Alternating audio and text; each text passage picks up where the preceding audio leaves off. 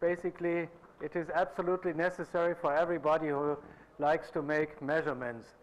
And this means calibration and uncertainty. Uncertainty in measurement. Physically, it is not possible to do any measurement without uncertainty. This is definitely not possible. Whenever you measure, you make a mistake. And the quantification, how big is the mistake related to the measurement result, this is something what I like to show and demonstrate you how to do it. So there are first the physical circumstances of your measurement, which you have to take in account. The metrological aspects, of course. Quality management. And you have to bring all this under one head: customer, the instrumentation, the service, the cost, the time for it, and finally the realization. So all 6 aspects of this you have to bring under one head, and the cost and the time probably is the most important in this. So let's first do some, let's say, basic definitions. Resolution. Resolution is the smallest interval from an instrument which is indicable between 2 discrete readings of a measurement value. And for analog instrument is the smallest possible scale division which can be estimated with plain eyes. So for plain eyes it is possible a space of approximately 1 millimeter you can subdivide in 2 even 3 parts. With a magnifying glass the resolution may be better, but with plain eyes 1 millimeter is not possible. Yes? An unskilled operator with a magnifying glass is able to divide a scale division in maximum 4 equal parts. For digital instrument, it's very easy. The resolution is the last significant digit, the last digit in the row on the display. Okay. Second is repeat accuracy. This is the proximity of compliance between results of consecutive measurement of the same quantity under the same condition. Resolution and accuracy or repeat accuracy has nothing to do with one another. They are totally different parts, but both are significant aspects in any measurement. So the result, if under the same conditions exact the same quantity is measured with an instrument, then the difference between the highest and lowest reading is a measure for the repeat accuracy.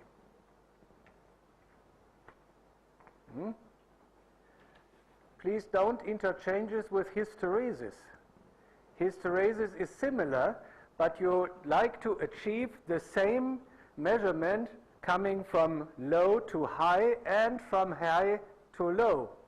And so the proximity of both readings, this is the hysteresis. This is the third aspect. All mechanical instruments have a hysteresis. All. Liquid in glass thermometers included. Because also the liquid in the capillary has a friction between liquid and capillary. And this friction causes a hysteresis. It may be small, but it is.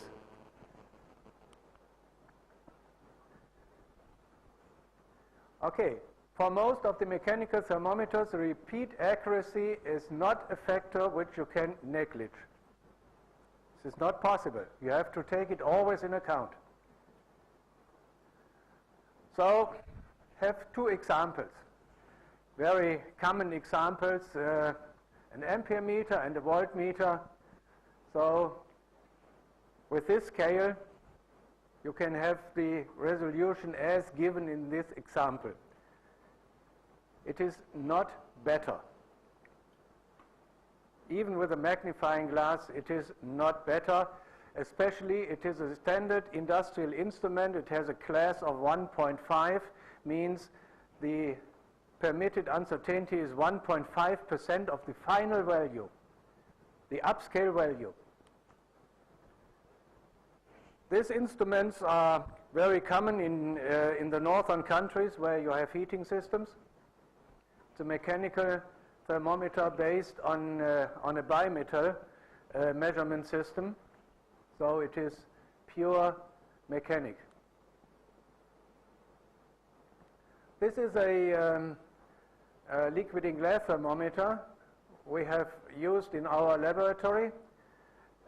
In original, the spacing between two major subdivisions is 1 centimeter, 10 millimeters. So each subspacing is 1 millimeter.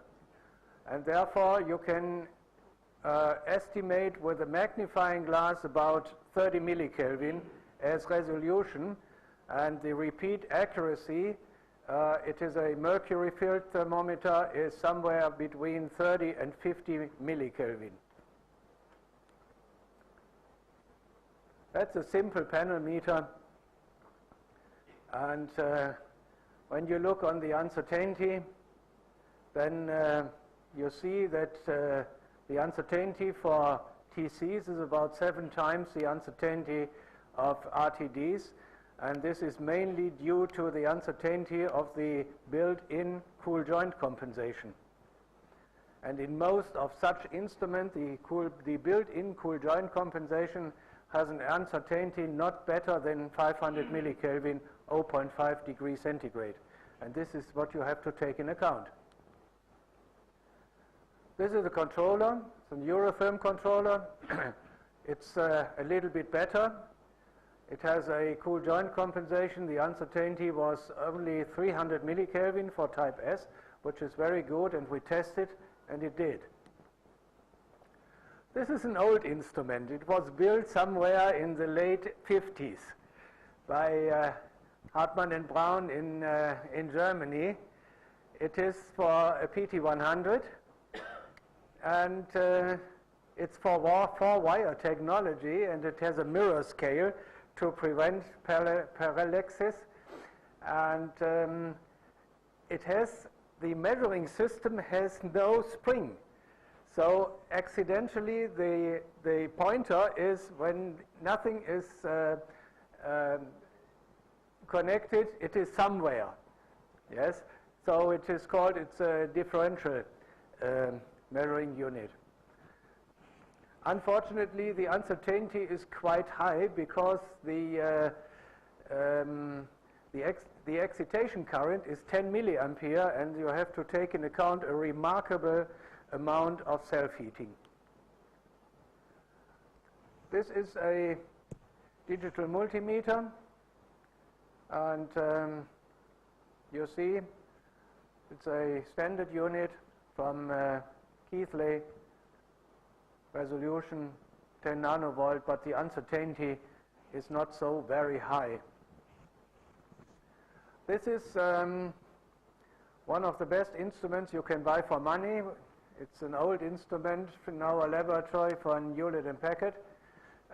Now it is in the same model and the same technology from Fluke available, and this unit is nearly 20 years old, and it is really stable. It was calibrated every year, and now it is really stable. This is a DC bridge, also built, let's say, in the early 60s, and it was also for PT100, and remarkable, the uncertainty was 40 millikelvin. In that time, early 60s, this was the best you could buy for money. It's a compensator, and the advantage was that you measure a PT100 by driving the current in the PT100 to 0, and therefore you could achieve this high accuracy with it. This is an AC bridge, 7.5 digit, and the advantage for an AC bridge is you have no problems with parasitic thermal EMF effects.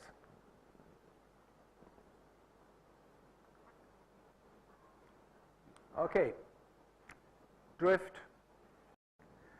And you take over it a covering function, then it appears very similar to a standard distribution.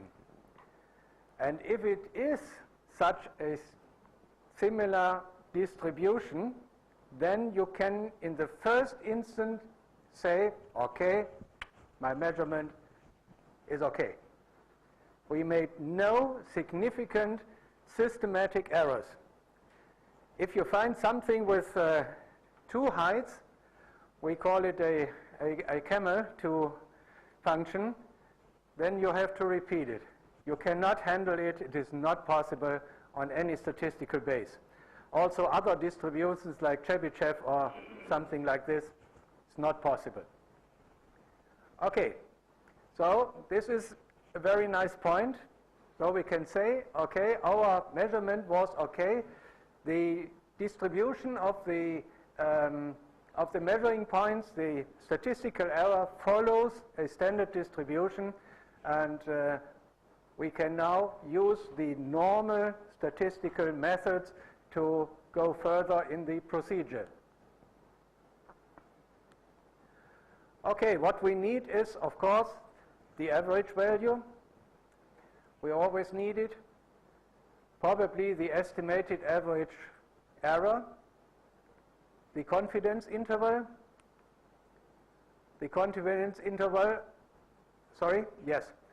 of the average value and the total confidence interval. And what we definitely need is the empiric confidence interval on the average value.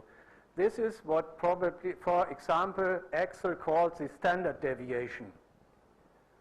And this is the standard deviation.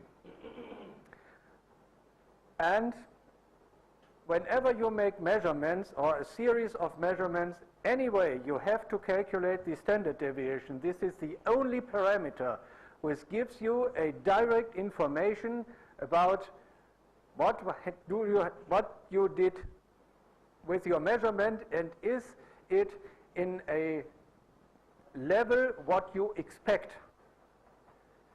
The standard deviation is in measuring units. When you measure in microvolts, then the standard deviation, the result is in microvolts. When you deal with gram, then the result is in gram. Only when you deal with percentage, then it is an unpredictable number, and the result is also in percentage.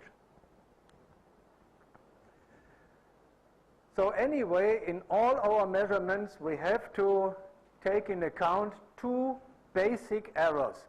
One is the statistical error, and under normal circumstances, they fall with the standard deviation in the interval between plus minus 1 or plus minus 1 sigma under the standard distribution curve.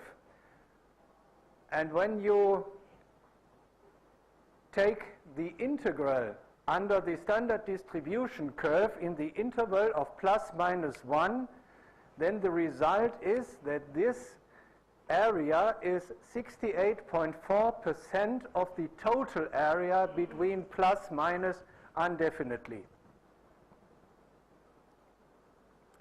So one standard distribution covers a probability of 68.4% that your actual measured value falls in this interval. This basically means that 31.6% fall outside. And this is a remarkably high number, so you cannot accept. And then the what's so-called expansion factor comes into the game to lift up your standard distribution 68.4% to approximately 95%. And this is the area in the interval between +2 and -2. The integral in the interval +-2 sigma under the standard distribution curve is about 95% of the entire. And 95% is a reasonable probability for your measurement. Only 5% may be a countered fall outside, so you can say, okay, it is a peak. We did a mistake. Sorry about. Okay. Second, we have the systematic deviation. Systematic deviations causes, for example, from calibration certificates. They state that your digital multimeter has, under the calibration conditions, an error of 1.5 microvolts, ±100 nanovolts. This is the uncertainty of this. Yes? But this 1.5 microvolts you can directly introduce in your uncertainty budget, and you can compensate your measurements by this value because you know it definitely. And if it is based on a measurement, calibration means measurement, then you can take into account that this result of the calibration is also standard distributed, includes an expansion factor of 2, and you can handle it with the normal mathematical standard methods. Okay. In statistics and probability theory, the standard distribution is a measured amount of the variation dispersion from a numerical average value. A low standard deviation indicates that the data points tend to be very close to the mean. It is the expected value. A high standard deviation indicates that the data points are spread out over a large range of values. So as small as your standard deviation from your repeated measurements are, as better and as smaller is your uncertainty. And therefore, standard deviation is one of the most important factors whenever you do measurements. In addition to expressing the variability of a population, the standard deviation is commonly used to measure the confidence in statistical conclusions.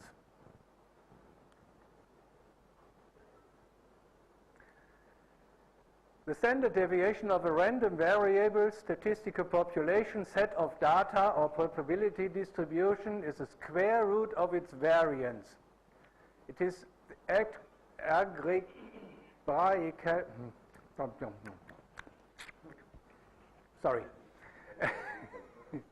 simpler and in practice less robust than the average absolute definition. Okay. So let's have a little look what's behind. So for a finite number of, for a finite set of numbers, a standard deviation is found by taking the square root of the average of the squared differences of the values from their average value.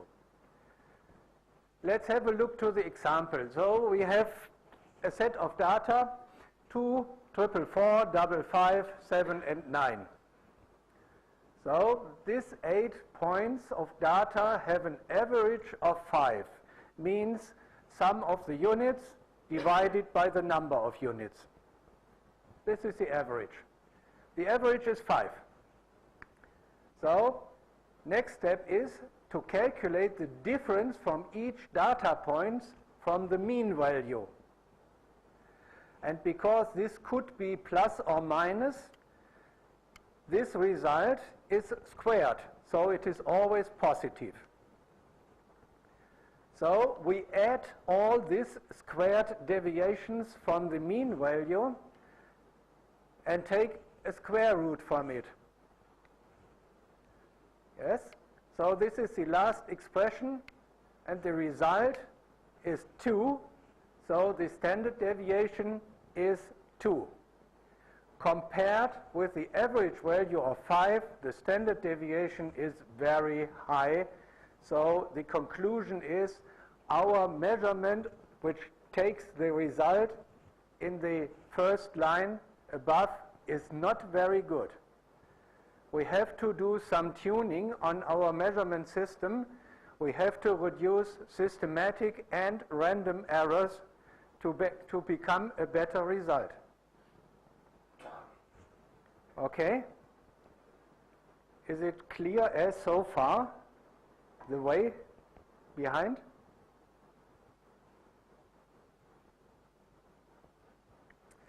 Shall I repeat something? Okay, fine. Okay, let's have a second example.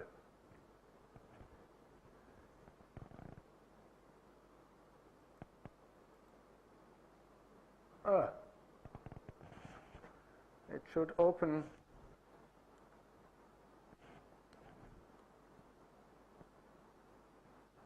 What?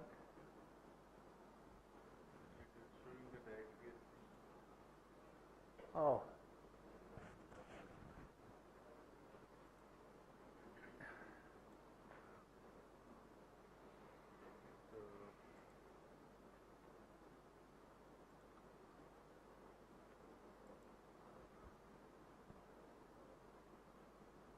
Oh, it is not in the same directory.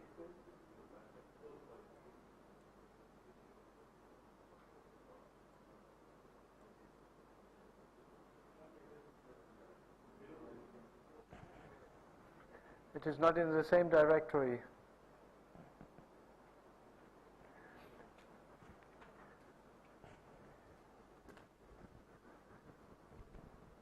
Yes. Okay. Assume we have a mathematical contact in a class. The class consists of 10 girls and 10 boys. They made the same mathematical contest, and so we have to compare the results. And the results are in the two columns.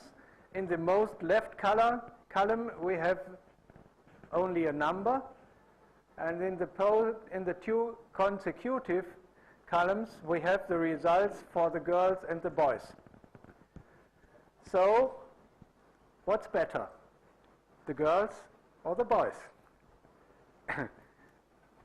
all the males here will say, we are the champions. The two ladies here will say, no, we are the champions. So have a look on the result. So in the first instance, nobody can definitely decide what contest is better. Probably, let's simply have a look on the average. The average is exactly the same. So no decision is possible. Okay? Have a look to the maximum value. Oh, this looks not so good, because a 6 in a mathematical contact is very bad. A 3.5 is just average. Okay? Probably the minimum value gives us more information to decide.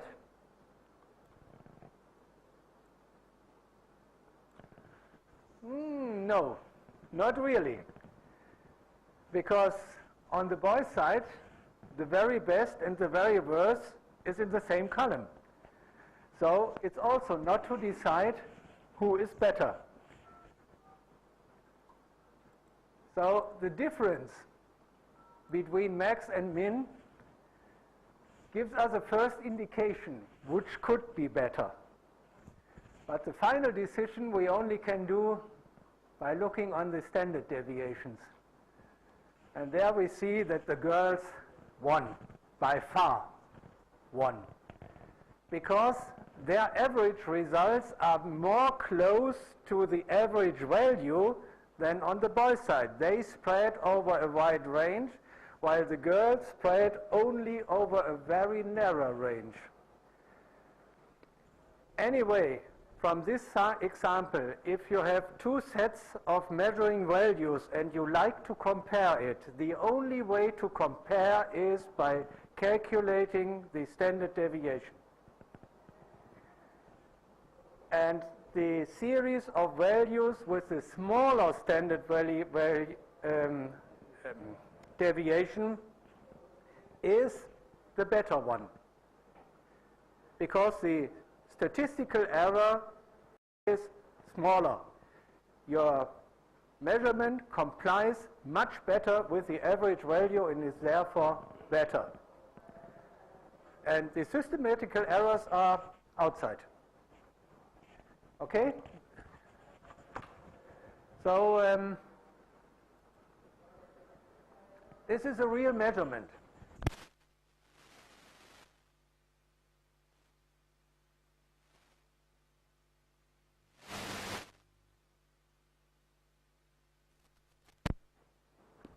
Hello? Yeah. This is the result of a real measurement. You see, in temperature. The max value was, as indicated,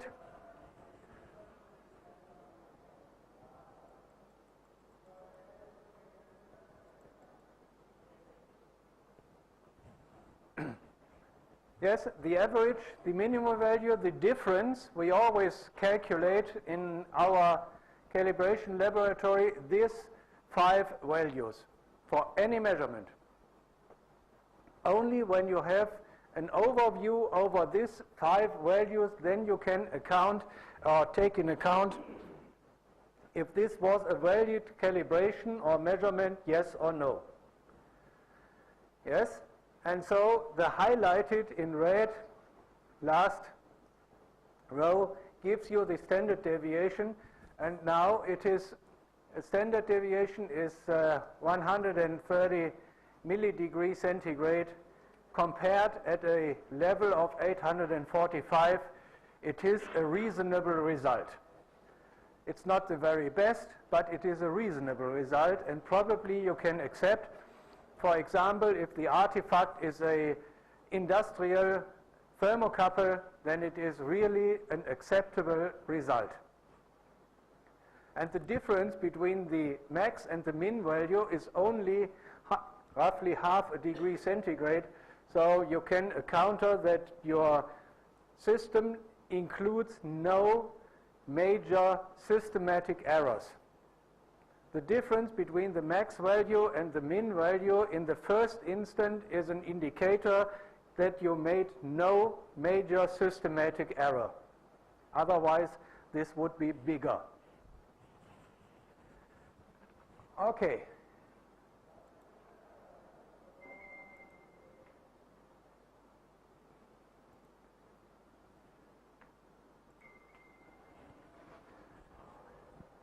Okay. So the expansion factor to come from 68.4% probability level to approximately 95% probability level, the expansion factor is a function of the number of samples you take. It's a function of the number of samples you take. And this is a table for it. You start in the first row. In the most left column you have the probability level, and in the top row you have the number of samples. And in the matrix aside, in the second row from top, you have the 68.5% level, probability level, and you see that the probability level 1 sigma is only achieved if you have at least 30 samples. If you are below 30 samples, you even cannot achieve a probability level of 68%. It is not possible. Your number of samples are not enough. Yes? This is the result from the table. So your measuring strategy in your laboratory must take into account this fact. 10 samples written by hand is definitely not enough to then anyway you have to multiply your standard deviation by a factor of 1.08. That means you have to elevate your standard deviation by minimum a factor of 8%. Plus the probability that you did a change in numbers. And within 10 writings quite rapidly, one against the other, the probability that in one line you have made a mistake by interchanging numbers, this probability is 33%. So this you have to take into account additional. And this 33% probability decreases with the number of samples, of course. Yes? So to come to a probability level of 95%, which is normal for calibration certificates, you have to multiply the result. And you also see that even when you have 50 measurements, 50 samples available, then you have the expansion factor of 2.0, precisely 2.01. Anyway, with only 10 samples, it is not possible to give a statistically good expression of your measurement. It is not possible, unfortunately. So I know from the laboratory at Tempsens, I know it from my own laboratory, for each measurement they take 50 samples. Calculate the average, calculate the standard deviation, and only then you can take into account it was a good measurement, yes or no. Otherwise, you cannot give a statistical good result, and in the certificate you cannot state the expansion factor is equals 2 to give a probability level of approximately 95%. It's not possible. For example, in the semiconductor industry and also partly in the automotive industry, they have what they call a Six Sigma program. And when you count 6 sigma plus minus 6 sigma under the standard distribution curve, then your failure rate is dropped below 1 ppm. Sounds very low. But for example, a semiconductor company which produces the flash memories, they produce somewhat around 10 million per day. Means 10 million, minimum 10 are in a failure statistically. And this is quite much. Then, yes? You know, 3 hairs on your head is relative less. 3 hairs in your soup is relative much. So this is always a question, what is relative? Yes? Okay. This shows the fact again, and the formula in the upper right corner is the formula for the so-called Gaussian standard distribution.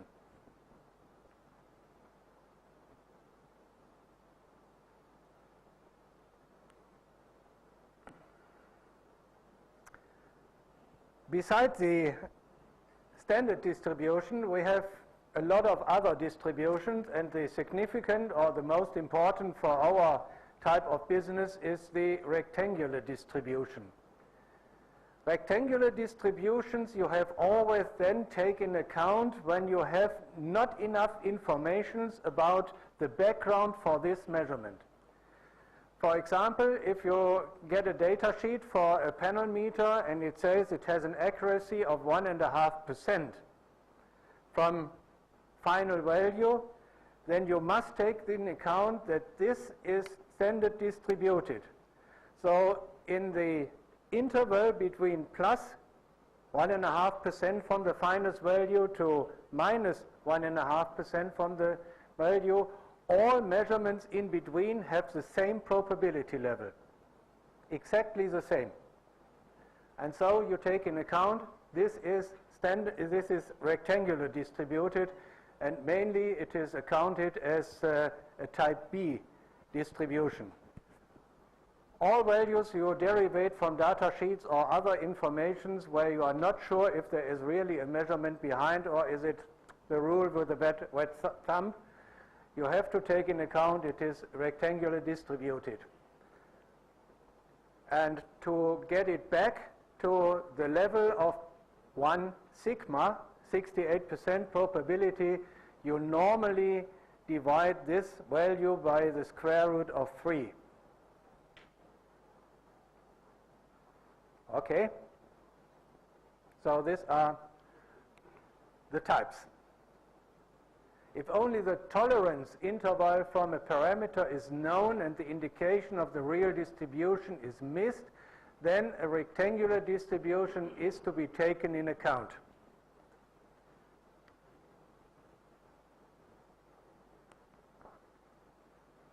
So what means measurement?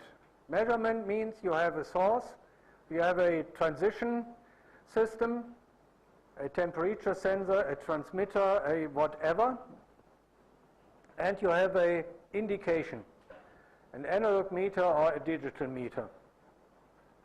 And the analysis of uncertainty is just opposite to the causation execution propagation. This is the normal measurement which you do every day. A little bit different is what you do under calibration. You have a common source. Let's say you have the same furnace, but you have two different transition systems. One is your standard, your temperature standard, an RTD or a standard thermocouple, and the other one is the one you got from your customer for calibration, probably together with an indicator. Yes? And then the analysis of uncertainty is between the two indications. Yes, because the causation execution propagation for both branches is exactly the same. And this is what we call the comparative measurement or calibration. For each analysis of uncertainty, appropriately 4 clearly divided steps should be performed in a consecutive manner.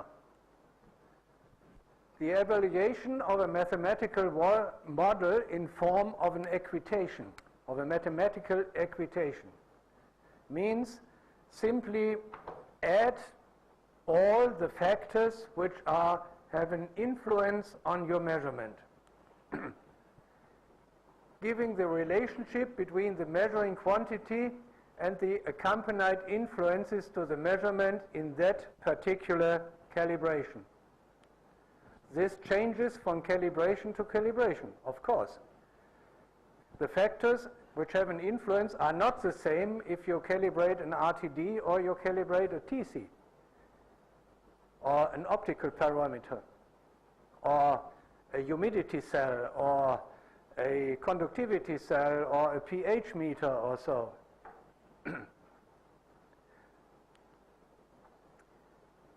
B, you have a preparation of the measuring values and other data derivated from the knowledge about the measurement and its conditions. Nomination of the sources for the values, certificates for example, estimation of variation ranges for non-known discrepancies, estimation, table of noticed values and other data, statement of standard uncertainty calculated thereof. Standard deviation, again. So you have to calculation of the result and the assigned uncertainty from the prepared data under point 2 and 1. Deployment of the uncertainty budget from measured quantity, value, assigned standard uncertainty, effective degree of freedom, formation of the distribution, sensitivity coefficient, uncertainty contribution. And the last step is declaration of the complete result, the declaration of the measurement conditions which are important for the definition of the measured quantity together with the assigned expended uncertainty institute. Either here in India or wherever in the world, Korea, Chris, they also offer this. They have a good name in the international calibration market. German PTB, of course, whatever. This is essentially, if you do not have it, if you don't have such a traceable international to international standard, then calibration is only an agreement between user and vendor, but it has no value when you, hopefully not, but if the case, you go with the case to a court. No decision is possible. No decision is possible. So for your own security and for your own quality management system, it is absolutely necessary to have such traceable standards. The level of uncertainty is not in this question. Only the traceability is in this question, not the level of uncertainty. Yes, but it's an absolutely must. Otherwise, you are on the weak branch. Yes?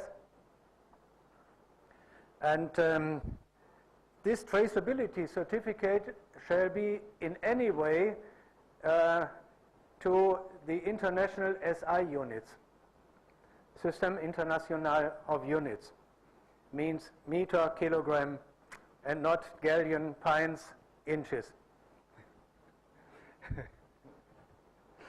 You know, pints is only to beer. 1 pint is a quart imperial galleon. It's somewhat 1.025 liter. So 1 pint of, okay. It is not our theme today. Germans like to discuss about beer. I'm sorry. Okay. Thank you very much.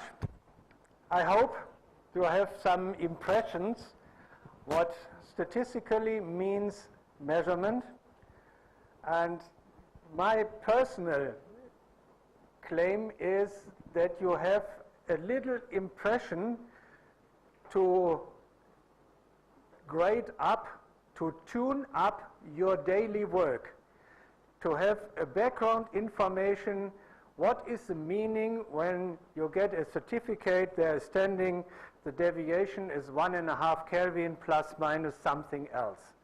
That you can interpret such certificates and such data sheets and to be aware what is behind and to go into a good discussion with your vendor. And if you follow this strategy, I'm sure that you are always in a win-win situation for both sides. Thank you very much. Is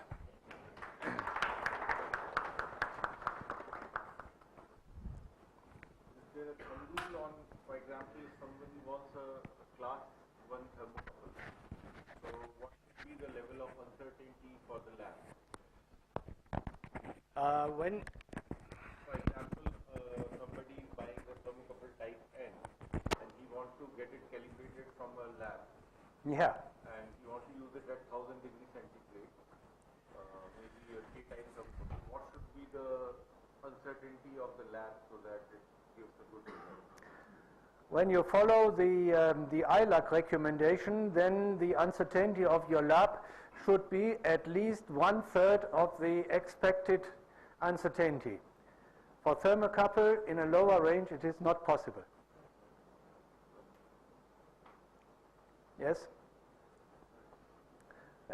Most of the calibration laboratories, let's say, for thermocouple calibration over a reasonable range of temperature, the uncertainty is seldom less than 1 Kelvin. Yes? So it is definitely not 1/3 of the 1.5 Kelvin, which is the permitted deviation in the IEC 60584. So again, this is an agreement between user and vendor. If you go to S-type thermocouple, it is only 1 degree allowed at 1000. Yes. Yes, for example, this is a requirement in the 2750. It is not possible from the physical point of view, from the metallurgical point of view, for a non-noble metal thermocouple, it is impossible. I spoke in an international conference with the guys from automotive. They said, yes, you are right, but the standard is a standard. Yes? So it's the same requirement to say, I require that the tree outside has 1,200,515 leaves. Who will take care of it? It's the same level of requirement. It's important. Yes? What is the difference between calibration protocol when we receive it from particular German instruments? Sorry? We receive calibration protocol Yes. with the instrument. Yes? Can it be taken as calibration certificate or no? Well, for having a good calibration certificate, then your laboratory or the laboratory which makes this calibration certificate has to have a quality management system according to 17025. Elsewise, it is only a work certificate, and in case of a case at a court, it has no value.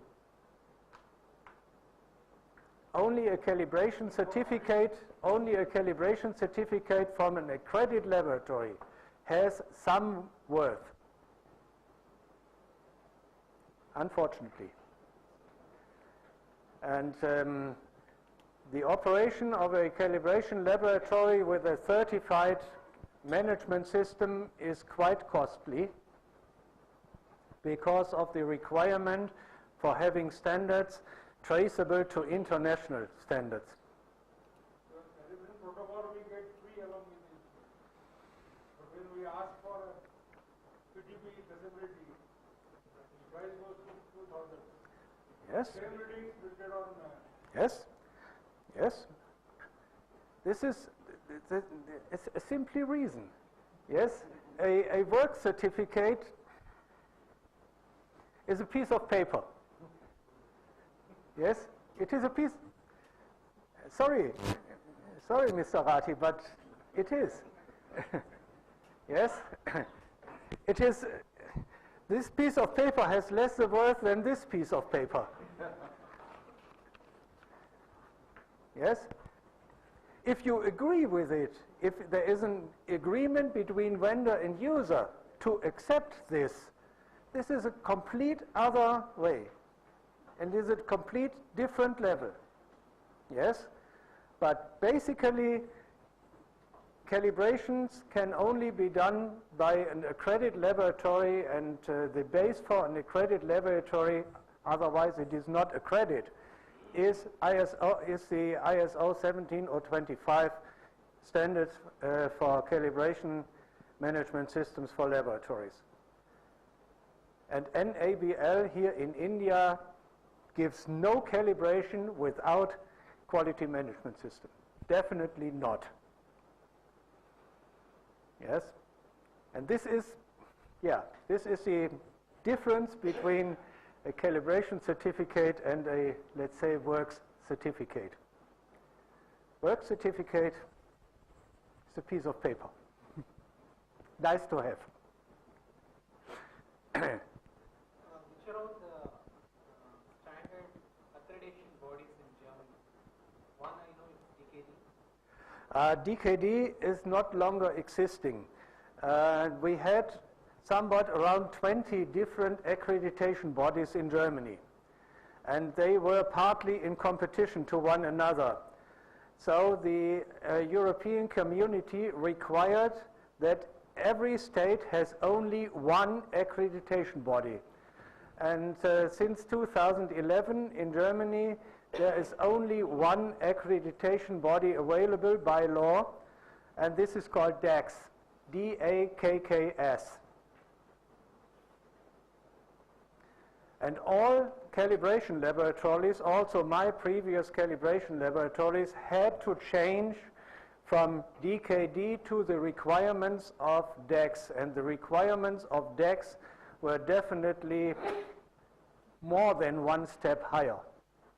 It has cost us a lot of money to change our quality management system and do additional measurements and so on. And from the technical side, within the DAKS, they hire experts from the PTB as technical auditors for the laboratories. So, sorry? Same is the case here, like yeah. IPC and all this. Yeah. So the system auditor comes from DAKS, and the technical auditor comes from the PTB. And the supervisory audit is every 1.5 years, and the re-accreditation audit is every 5 years. And yeah. What is expanded answer? Sorry? Expanded answer. Yeah, the expanded uncertainty you can select by yourself. It is a function of the number of samples in your measurement. Yes? And so all our systems and all our software is based on 50 samples. For example, when we have an RTD, then we following procedure. We put the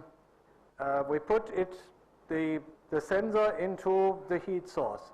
Then we wait 10 minutes for stabilization, and then we switch on the excitation current by a computer and wait 250 seconds for self-heating.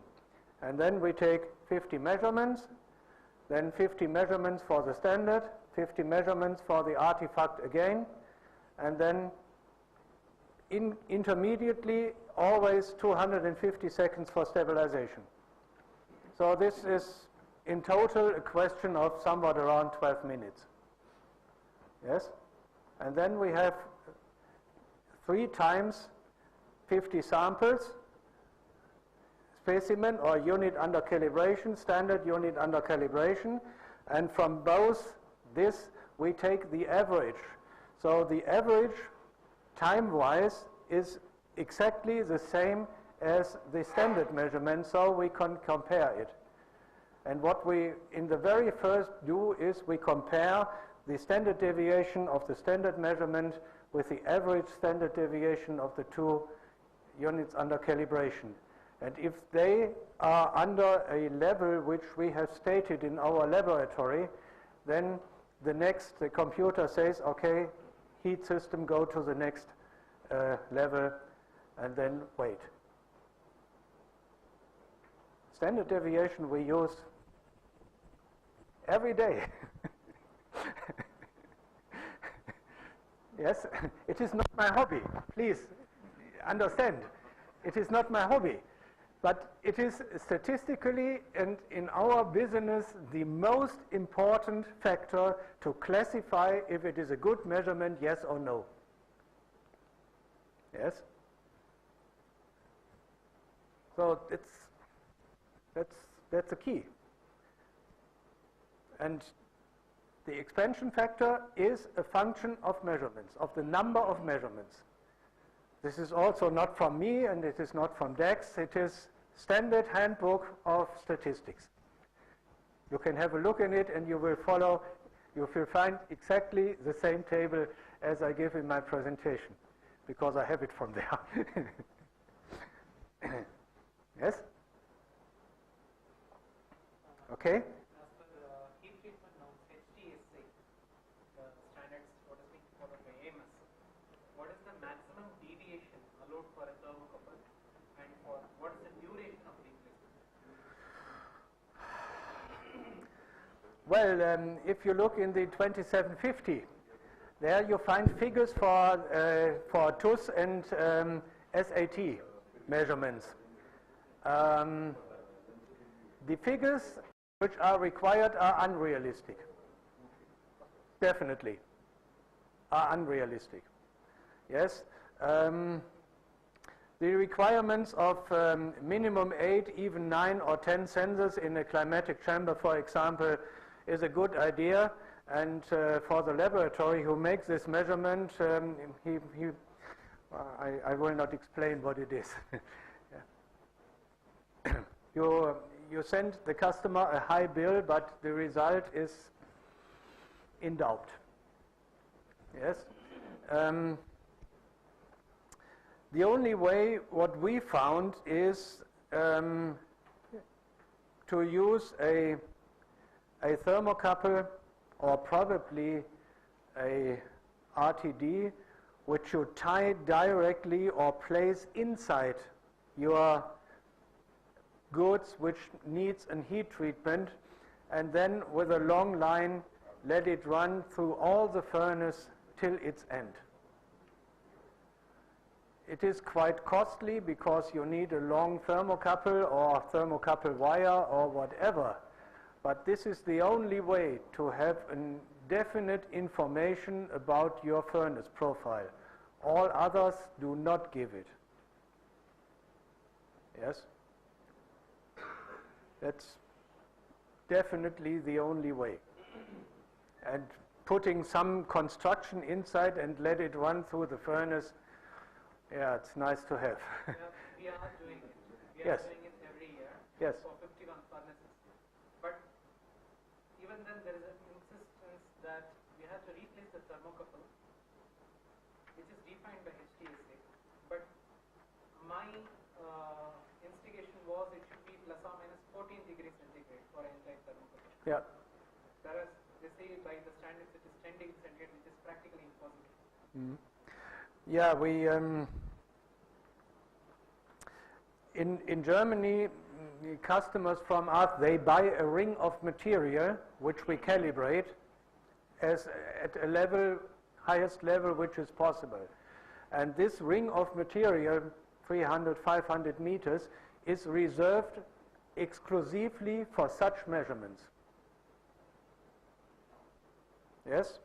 We store it in our, I'm retired, it's not my house. We have stored it in our house, labeled with customer label, and it was exclusively used for thermocouples for such measurements. Yes. And so mostly it was selected material to have a best possible homogeneity and best possible, or as close as possible, to the standard values. This is the only way. And then you are sure that repeat measurements every year, when they come from the same ring, then you can compare it. Otherwise it is not so easy, because you have different uncertainties for the different rings due to the material. Yes? This is the key of the international standard, is to achieve interchangeability, but with a high uncertainty. Yes? Which you have then to accept. The uncertainty is given in the standard. So if you like to have, or you must have, because of your customer, a lower uncertainty, then you have to change the procedure. And one possible step for changing the procedure is that you buy material which you very well know. It is costly. It costs a lot of money. The laboratory has to do a lot of calibrations to select a ring which is as close as possible to zero deviation. And then you store it and you get the thermocouple every year exclusively from this ring. And then you are sure that you have comparable results to compare what is with my furnace, my system. Is it in good condition? Is it in good health or not? Needs its service? That's it. And you have to look what is the temperature level of your equipment. Look into the 2750 and you'll find the intervals for this measurement. It starts from 3 months, half a year, or even 1 year. It is a question of the temperature level. And you can solve these requirements only by handling and estimating uncertainties and handle it.